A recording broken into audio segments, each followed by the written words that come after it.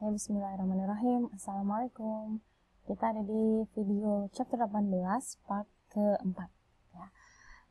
Terakhir kita ada di principal agent relationship, yaitu penjualan ketika ada pemilik barang dengan agentnya. Nah, pendapatan di antara kedua pihak ini berbeda ya. Untuk pemilik barang, maka dia bisa catat sebagai sales revenue. Tapi kalau sebagai agent, kita nggak bisa aku itu sebagai sales revenue, itu hanya sebagai komisi ya. Sama juga ketika ada sistem konsinyasi atau consignment, ini adalah wholesalernya atau manufacturernya, dia mengirim barang tapi terus dititipin ya di satu tempat di toko lain. Nah, walaupun barangnya sudah ditaruh di toko lain, tapi good retain title to the goods, miliknya masih milik si manufacturer atau wholesalernya. Nah, consigner, orang yang menitipkan barang itu menitipkan di consignee atau dealernya yang akan berlaku sebagai agent untuk menjual merchandise-nya. Nah, consigner makes a profit on the sale, consignee makes a commission on the sale. Itu ya bedanya, sama kayak principal sama agent tadi. Kalau yang menitipkan barang, dia akan mendapatkan profit dari penjualan, tapi kalau si yang dititipin itu hanya sebagai komisi aja. Ada lagi istilah lain di dalam revenue recognition at point of sale ini adalah trade loading and channel stuffing. Ini lebih ke praktek fraudnya. Trade loading ini adalah crazy and economic insidious practice through which manufacturers trying to show sales profit and market share they don't actually have. Jadi dia markup penjualannya, ya, misalnya penjualan, profit, dan market share yang sebenarnya mereka nggak punya gitu. Induce their wholesale customer known as the trade to buy more product than they can promptly resell. Jadi menipu pembeli-pembelinya kayak gitu. Itu namanya trade loading. Kemudian yang kedua channel stuffing, yaitu ini ketika seorang membuat software, when a software maker needed to make its financial results look good. Jadi dia ini udah melibatkan pembuat software ya, dia pakai software nih untuk membuat financial resultnya terlihat baik. It offered the discount to its distributor to overbuy and then recorded revenue when the software left the loading dock. Pokoknya ini ada istilah intinya juga ya, namanya channel stuffing. Kemudian, nah ini kita udah selesai di part pengakuan pendapatan ketika point of sale ya, ketika waktu penjualan. Jadi ini tadi jenisnya banyak, ada yang deal and hold, ada yang repurchase, ada yang layaway, ada yang dengan diskon gitu ya. Tapi intinya adalah pencatatan penjualan dilakukan saat barang dikirim atau saat transfer risiko sudah berpindah dari penjual ke pembeli. Nah, saya akan berikan contoh nih. Ini namanya apa ya? Dia tuh kayak bagan-bagan yang menunjukkan kapan sih penjualan itu harus dicatat gitu ya, Incoterm ini ya. Transport, obligation, cost, and risk. Jadi di sini ada banyak jenis ya, dan di setiap perusahaan itu berbeda-beda. Contohnya aja gini, apa namanya, ini ada istilah seller, carrier, and buyer. Jadi dia pisahkan dari 3 bagian ya. Ini adalah penjual, yang ini pengirim ya, kurir, dari sini pembeli. Nanti kita lihat nih, misalnya dia pakai yang grup E ini ya. Under EXW, the seller minimizes risk by only making the goods available at his own premises. Jadi nanti ini resikonya sudah langsung berpindah nih di sini. Nah, langsung barang dicatat sebagai penjualan ketika penjualan terjadi. Kalau yang grup F, main carriage not paid by seller, pengiriman dibayar oleh pembeli gitu ya. Nah, di sini nanti kita lihat kapan barang itu dicatat. Ada yang free on board, free alongside, hanya sekedar gambaran aja. Free alongside, free carrier, gini ya. Nanti ada lagi main carriage paid by seller, ongkirnya dibayar oleh penjual. Ini jadi adalah term-term jual beli, misalnya untuk dari perusahaan ke perusahaan atau perusahaan ke customer langsung, ke end customer gitu ya. Jadi bisa dilihat kapan nih. Kalau buletannya di sini berarti penjualan baru dicatat di sini, yaitu ketika pengirimnya sampai di gudang pembeli. Kalau di sini di sini ya. Kalau di sini hijaunya berarti adalah ketika barang keluar dari gudang penjual, itu sudah boleh catat sebagai penjualan. Kalau di sini nunggu barang sampai di gudang pembeli kayak gitu ya. Ini resikonya. Kalau berhenti di sini berarti di sini resikonya sudah pindah ke pembeli. Di sini resikonya sudah pindah ke pembeli kayak gitu-gitu. Nah, ada di sini arrival. Under the term, the seller cost is maximized because he must make the good available upon arrival at the destination. Nah, di sini yang teman-teman harus perhatikan adalah, tadi saya salah, bukan key rate of goods-nya ya, tapi resikonya. Nih, kalau resikonya di sini berarti penjualannya dicatat di sini. Kalau resikonya di sini, penjualannya dicatatnya di sini gitu ya, yaitu ketika barang sampai di gudang. Kalau yang di sini, ketika barang keluar dari gudang. Ini ada tuh ya. Nah, ini dulu dipakai ketika mengaudit. Jadi kita lihat nih dia itu pakainya yang mana nih termnya gitu. Jadi harus disesuaikan. Ini intermezzo aja. Jadi kita sekarang move ke tema yang berikutnya, yaitu kalau tadi adalah penjualan at the point of sale, sekarang adalah kapan mencatat revenue pada long term contract, pada penjualan dengan kontrak jangka panjang atau construction.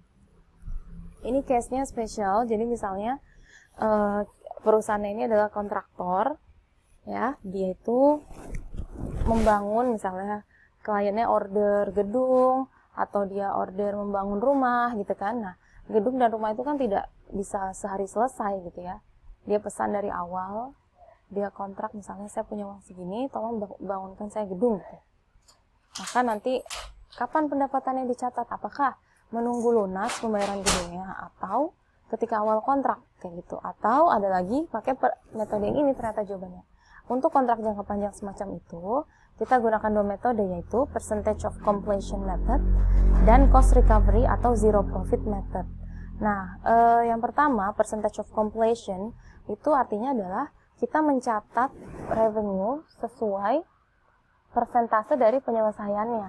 Misalnya gini, kita kontrak 3 tahun gitu ya, untuk membangun suatu gedung. Di tahun pertama, gedungnya sudah selesai dibangun sebanyak 25%, berarti revenue-nya yang boleh dicatat hanya 25%-nya. Seperti itu ya. Kemudian di tahun kedua, dia sudah selesai 50%, berarti tahun kedua boleh ditambah 25% lagi gitu kan. Jadi totalnya 50 gitu kan. Tahun pertama 25, tahun kedua 25. Tahun ketiga dia selesai, berarti tambah lagi 50 lagi kayak gitu. Dia catat sesuai persentasi penyelesaian. Oke. Nah, ini mirip juga dengan yang cost recovery, tapi yang cost recovery ini zero profit, alias dia mengakui profitnya di akhir. Kalau yang percentage of completion, setiap tahun dia akan ada profit ya, tergantung ya. Misalnya revenue-nya 2 juta, cost-nya 1 juta, berarti nanti profitnya 1 juta kayak gitu. Dia akan ada selisih antara yang dibayarkan oleh klien atau customer dengan biaya yang dia keluarkan untuk membangun gedungnya. Sedangkan kalau yang cost recovery, dia akan aku itu nanti di belakang terakhir profitnya. Jadi sepanjang tahun awal-awal itu dia hanya catat cost-nya aja. Oke ya, kita lihat. Nah, ini adalah rasional kenapa menggunakan percentage of completion ketika ada long term contract ya.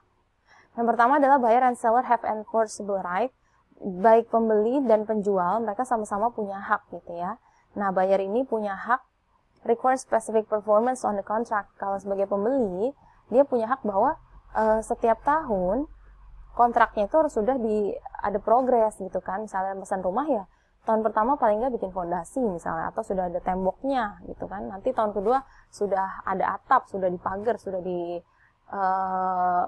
dicat misalnya. Nah, kemudian haknya seller, itu kan tadi hak buyer ya.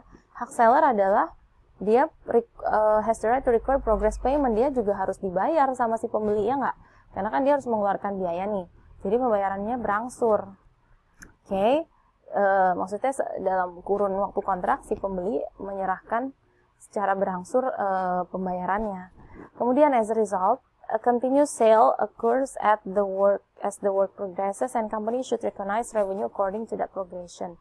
Makanya ketika si pembeli membayar dan penjual melakukan pembangunan, maka ada work progress kan, ada progress di situ, dan si company boleh mengakui revenue-nya berdasarkan progression kayak gitu ya.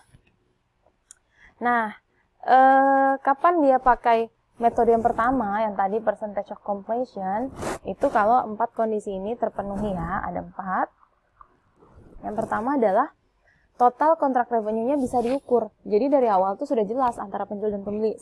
Pembelinya bilang saya mau rumah seharga misalnya 500 juta gitu. Jadi sudah deal di awal. Kecuali kalau saya pembelinya bilang udah bangunin saya rumah berapa aja terserah. Saya suka misalnya saya percaya sama kontraktornya gitu. Karena mereka mungkin pembelinya di sini sudah tidak memikirkan masalah harga, yang penting quality gitu ya. Tapi kalau ada juga yang saya punya budget segini tolong bangunkan kayak gitu. Nah, itu lebih cocok untuk yang tipe kedua ya, untuk yang punya budget. Jadi sudah jelas nih kontrak revenue-nya. Kalau belum jelas tidak bisa pakai metode yang ini. Kemudian syarat yang kedua, it's probable that the economic benefit associated with the contract will flow to the company. Jadi nanti pasti akan ada pembayaran nih ke si perusahaan kontraktornya. Kemudian yang ketiga, both the contract cost to complete and the contract and the stage of contract completion at the end of the reporting period can be measured reliably. Jadi biaya-biayanya itu bisa diukur juga. Selain nilai kontraknya, biaya yang dikeluarkan oleh si kontraktor itu bisa diukur gitu ya. Misalnya tahun ini jelas nih si kontraktor ngeluarin misalnya 200 juta buat beli bahan bangunan, buat bayar tukang, buat menggaji karyawan yang lain gitu ya. Itu udah jelas, itu harus bisa diukur. Kalau nggak bisa pakai metode ini. Kemudian the contract cost attributable to the contract can be clearly identified and measured reliably, so the actual contract cost incurred can be compared with prior estimate. Nah, biayanya itu bisa diukur dengan jelas dan bisa dibandingkan dengan estimasi. Jadi kan misalnya kita mengestimasi nih, tadi yang saya bilang dia mau rumah 500 juta gitu kan. Terus si kontraktor bilang oke, berarti biayanya kurang lebih 400. Jadi nanti kontraktor dapat untung 100 juta gitu kan. Nggak mungkin lah kontraktor nggak dapat untung sama sekali, masa uangnya habis buat beli bangunan bahan gitu. Berarti nanti nggak akan ada porsi buat si kontraktor. Nah, itu maksudnya. Jadi dia mengestimasi kontraknya 500, biaya 400 gitu. Nanti sepanjang perjalanan akan dia tinjau lagi nih, oh ini udah pakai segini, udah memenuhi atau melebihi atau jauh dari budget kayak gitu. Nah, ini metode yang pertama, percentage of completion. Kapan dia pakai cost recovery method? Metode yang kedua itu when one of the following condition apply. Jadi bedanya adalah kalau percentage dia harus memenuhi 4 kondisi, tapi kalau cost recovery hanya salah satu aja dia sudah bisa pakai cost recovery, yaitu ketika yang pertama, when a company cannot meet the condition for using the percentage of completion. Jelas kalau perusahaan nggak memenuhi 4 ini, dia sudah otomatis pakai yang cost recovery gitu ya. And when there are inherent hazard in the contract beyond the normal recurring business risk. Atau selain itu, bisa juga ketika ada inherent hazard itu kayak kecurangan yang kayaknya akan mungkin terjadi deh di kontrak di luar kondisi normal gitu. Jadi kayaknya nggak bisa deh gitu ya, karena ada inherent hazard ini. Kita lihat, nah ini adalah bagaimana cara menghitung percentage of completion. Jadi yang pertama, yang namanya juga percentage ya, kita harus cari persennya. Tahun ini, misalnya, tadi ya saya gambarkan beli rumah 500 juta, membangun. Tahun pertama berapa persen yang udah selesai? Kita kan harus cari tahu nih, persentasenya didapat dari mana? Dari biayanya, ya. Jadi persentase itu bisa diukur dari biaya yang dikeluarkan oleh si kontraktor. Misalnya, seperti saya bilang, tahun pertama si kontraktor menghabiskan 100 juta. Maka itu cost incurred to DT artinya. Biaya sampai tanggal segitu gitu. Dibagi dengan total cost-nya. Tadi kan 500 juta harga kontraknya.